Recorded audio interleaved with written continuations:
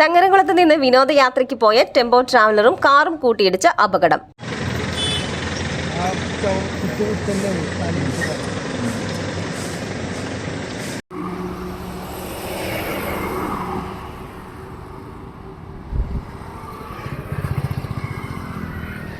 പെരുമ്പിലാവ് കോഴിക്കോട് റോഡിൽ KR restaurant മുൻവശത്ത് വെള്ളിയാഴ്ച കാലത്ത് 11 മണിയോടെയാണ് അപകടം നടന്നത്. ചങ്ങരംകുളത്ത് നിന്നും ആലപ്പുഴയിലേക്ക് വിനോദയാത്ര പോവുകയായിരുന്ന ട്രാവലറും നെടുമ്പാശ്ശേരി എയർപോർട്ടിൽ നിന്നും വരികയായിരുന്ന കോഴിക്കോട് സ്വദേശി സഞ്ചരിച്ച കാറുമാണ് അപകടത്തിൽപ്പെട്ടത്.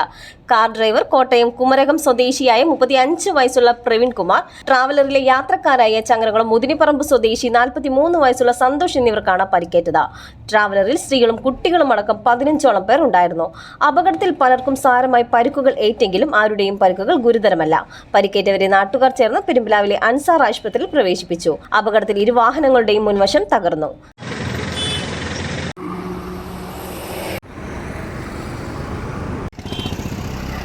CNTV പെരുമ്പിലാവ്.